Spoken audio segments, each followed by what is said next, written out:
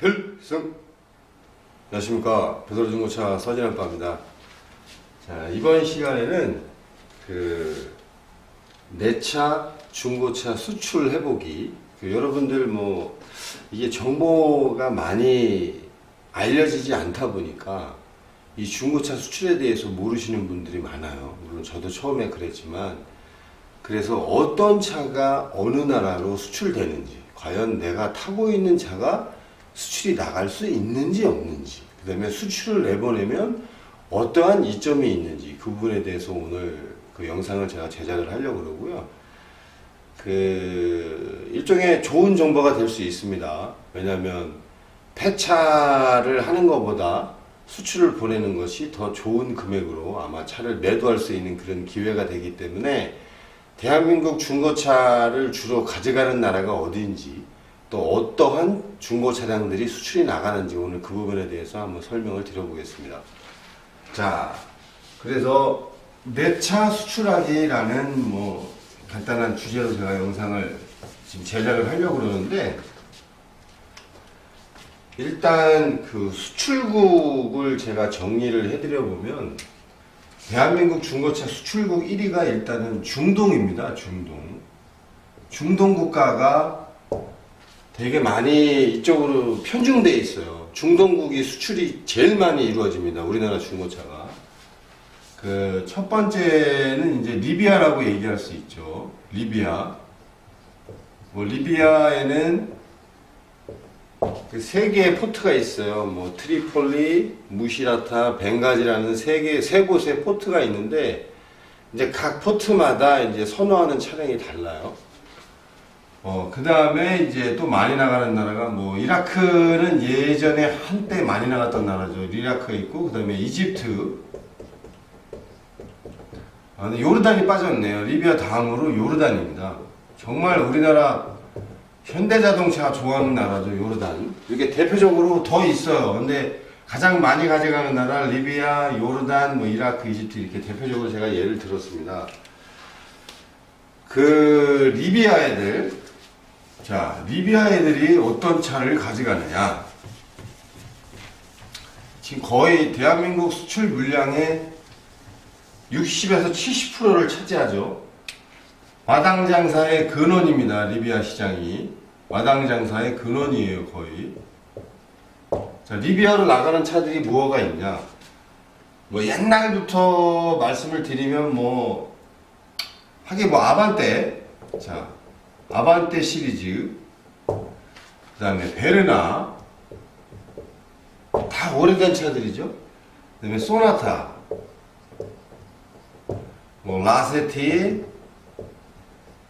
세라토.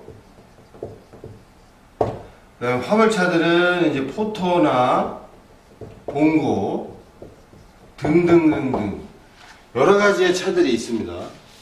근데 하다못해 이 아반떼는 지금 구형 아반떼는 나가기 어렵겠지만, 이제 아반떼 XD가 있겠죠.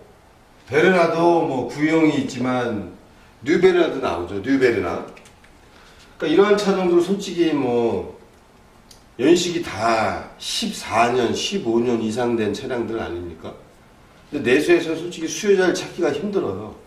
근데 이제 저희보다 좀 생활 수준이 떨어지고 국민소득이 떨어지다 보니까 이러한 차들을 이제 이 친구들이 가져가는데, 거의 내수 시장에서는 폐차 수준밖에 안 되죠. 수요자가 거의 없다 보니까. 근데 그 폐차비에 거의 곱절에 가까운 금액을 주고 그 사람들이 가져가요. 수출 바이어들이. 이것 또한 여러분들에게 정보가 될 수 있을 거라고 생각했기 때문에 제가 말씀을 드리는 거고, 그 외에 이제 여러 가지 차량들이 있어요. 근데 그걸 이 시간을 통해서 제가 다 말씀을 드릴 수 없기 때문에, 그러니까 수출이 현재 이루어지고 있다는 사실만 알고 계시고, 궁금하신 분들은 혹시 내 차 수출 나갈 수 있나요? 라고 댓글을 달아주시거나 개인적으로 문의를 주시면 설명을 드리겠습니다. 자, 리비아가 그렇고, 지금도 효자국이에요. 대한민국 수출차 가져가는 나라 중에 하나가. 그 다음에 이제 요르단인데, 아주 요르단, 우리나라의 중고차 아주 장사를 잘하는 친구들이에요. 우리나라 중고차 수출 한때 대표국이었습니다. 요르단. 정말 사고 FM으로 보죠. 사고 FM으로 봅니다. 근데 이 친구들은 장사 수완이 너무 좋아요. 그 요르단이라는 나라는 중동에서 유일하게 기름이 나지 않는 비산유국이에요. 기름이 없어요. 인구도 600만 밖에 안 됩니다. 근데 차를 어떻게 좋아하는지 식구별로 다 타요. 엄마 한 대, 아빠 한 대, 형 한 대, 동생 한 대, 뭐 누나 한 대, 한 대씩 다 탑니다, 이 친구들. 차를 무지하게 좋아해요. 그 다음에 상수제 얼마나 좋은지 차를 사다가 뭐 인근에 있는 팔레스타인으로도 팔죠. 팔레스타인으로도 차를 팔고, 사우디로도 차를 팔고, 주변국으로도 많은 차를 팔아요, 이 요르단 애들은. 물론 이제 요르단 안에 보면 이제 세금을 부과하지 않는 프리존이라는 구역이 있어요. 이제 자르카 프리존이라 그래서 이 프리존까지 갖다 놓은 차들은 세금을 안 물어요. 그래서 도매상들이 프리존에 차를 옮겨서 각 주변에 있는 또 다른 중동국들이 이 프리존에 와서 차를 사가면서 세금을 내고 찾아가는 거죠. 그러한 이제 어떤 그 중고차 수입을 해서 판매할 수 있는 이점이 있다 보니까 이제 요르단 애들이 중고차를 많이 가져가는 경우에 사고 정말 FM으로 봅니다. 까다로운 나라예요. 대표적으로 지금 좋아하는 거 요르단 애들 K5, YF, 하이브리드입니다. 하이브리드. 아, 차도 좋은 거 가져가요. 하이브리드를 이 친구들이 가져가는 거예요. 한때는 올류 아반떼와 XD, 현대차 시리즈를 무지하게 좋아했는데 지금은 그 연식 제한이 이제 묶여버리면서 이 하이브리드로 차가 업그레이드 됐죠. K5, YF 무지하게 좋아합니다. 요르단 친구들. 그 외에 이제 팔레스타인도 있어요. 팔레스타인은 고급차만 가져갑니다. 근데 오늘 이 시간을 통해서 다 설명을 드릴 수가 없어요. 그 다음에 이제 뭐 이집트를 얘기를 들어볼까요? 이집트는 여러분들 라비타라는 차 아세요? 라비타? 이거 우리나라에서 이 차 탑니까? 아무도 안 타죠, 이 차. 이집트 애들이 라비타 무지하게 좋아합니다. 무지하게. 쟤들 무지하게 좋아요. 뭐, 그 다음에 포르테도 좋아하죠, 포르테. 포르테, 뭐, K3 다 가져갑니다. 근데 이제 수출을 나갈 수 있는 조건이 뭐냐면, 간단히 설명을 드리면 이거예요. 사고는 없어야 돼요, 일단은. 이 친구들도 사고는 보기 때문에. 무사고여야 되고, 부식을 싫어합니다. 부식 엄청 싫어해요. 이 중동 말로 싸다죠, 싸다. 피 싸다, 마피 싸다. 부식 있어, 없어. 그 소리예요. 이 부식을 정말 싫어합니다, 이 중동 애들이.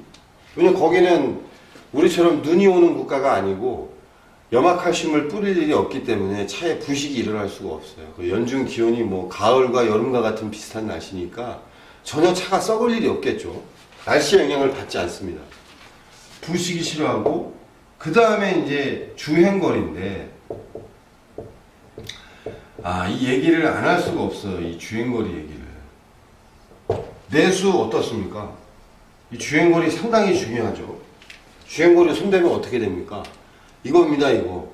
바로 형사이권 대상이에요. 뭐, 오래전에는 우리나라도 이 주행거리 조작을 해서 판매했던 사례가 많았죠. 근데 지금은 엄두도 못 내고, 성능기록부조차도 위조했다가는 나중에 문제가 생길 수 있습니다. 아시겠지만 중고차 매매 상사에서 제시하는 성능기록부는 매도됨과 동시에 각 시도 관할 등록사업소, 차량 등록사업소에도 제시가 되고, 국토교통부에도 전송이 되는 거예요. 그 중고차 성능기록부 되게 중요한 거예요. 그런 제도가 자꾸 만들어지다 보니까 이제 내수시장에서는 더 이상 주행거리 조작이 있을 수 없겠죠. 또 해서도 안 됩니다. 근데 이 수출시장에서는 웃긴 게 뭐냐면 이 자동차가 번호판이 달려있는 자동차는 자동차 관리법에 의해서 국토교통부 소속이에요. 이 번호판이 달려있는 차는. 근데 수출을 보내게 되면, 중고차 수출을 보내게 되면 번호판을 뜯어서 반납을 해야 말소를 할 수 있습니다. 수출 말소. 이 말소를 하려면 번호판을 반납을 해야 되면 차에 번호판이 없어요. 그럼 번호판이 없는 차는 또 국토교통부 소속이 아니에요. 일반 무역 행정에 관련된 행정부서로 이관이 돼요. 근데 거기에 법적인 내용이 뭐냐? 뭐 무역을 행할 때 어떠한 방법으로 해야 되며 무역의 기초적인 사무만 그쪽에서 이제 통제를 하지 차에 대해서 아무런 통제가 법적으로 만들어진 게 없어요. 그러다 보니까 이 수출 차량에 한해서 주행거리 조작 사례가 있다. 이건 뭐 옛날부터 나온 얘기예요. 근데 이거는 참 정말 뭐라고 하기도 그렇고 어쩔 수 없는 게 이 바이어들도 요구를 합니다. 저희들한테. 아, 차 다 좋아. 다 벗고 사고도 없고 다 괜찮은데 주행거리가 너무 많아. 요거 좀 손 좀 봐줘. 이렇게 얘기하는 친구들도 있어요. 직접적으로. 아니면 또 지네 본국으로 가져가서 주행거리를 이제 계기판, 인스트루먼트 패널만 이제 숫자만 계기판을 변경을 해서 이제 판매를 하거나 그런 경우가 있죠. 근데 요거는 참 뭐 우리뿐 일본 일부도 있습니다. 100%는 아니고 일본에도 이 주행거리 조작 사례는 있습니다. 이거는 어쩔 수가 없는 것 같아요. 어떻게 방법이 없어요. 그 사람들이 뭐 해달라는 경우도 있고 이 주행거리 차는 멀쩡해. 근데 주행거리가 많아. 꼴 보기 싫겠죠. 이거는 어쩔 수가 없습니다. 자, 방법이 없어요.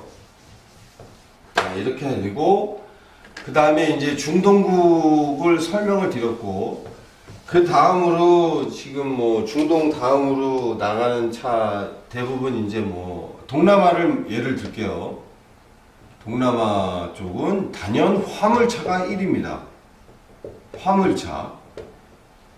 캄보디아는 제가 앞전에 말씀드렸지만 이제 베트남 같은 경우 지금 당분간 수출이 안 되고 있지만 포터 냉동 그 다음에 뭐 포터 카고 이런 거 좋아하죠. 몽골 화물차 좋아합니다. 화물차. 그러니까 이러한 무수히 많은 중고차 수출이 가능한 차량들 정보가 제 머릿속에는 다 있는데 지금 이 시간을 통해서 다 제가 설명을 드릴 수 없어요. 그러니까 혹시 내가 타고 있는 차가 수출은 나가지 않을까라는 궁금증이나 의문이 있으신 분들은 댓글이나 저한테 문의를 해주시면 제가 설명을 드리겠습니다. 참 많은 그 일본에 비하면 뭐 그 많이 부족한 많은 양은 아니지만 그래도 수출 물량이 꾸준히 증가는 하고 있어요. 그래서 단순히 이제 폐차거나 이런 폐차하는 것보다 약간 높은 금액으로 이제 판매를 하셨으면 여러분들에게 더 도움이 될 수 있는 부분이니까 제가 말씀을 드리는 거고 이 이제 중고차 수출 관련돼서 지금 이제 어느 정도 제가 큰 부분에 대해서는 다 설명을 드렸던 것 같아요. 다 드렸던 것 같고 한 7편, 8편 정도의 이제 편수로 나눠서 제가 영상을 제작을 해봤는데 글쎄 이 내용으로는 다 부족하죠. 더 있죠. 근데 제가 앞으로 이제 생각날 때마다 여러분들에게 이제 중고차 수출에 관련된 영상을 포스팅해서 촬영해서 영상으로 올려드리겠습니다. 오늘 영상은 간단히 여기서 종료하고 다음 시간에 다시 또 뵙겠습니다. 고맙습니다.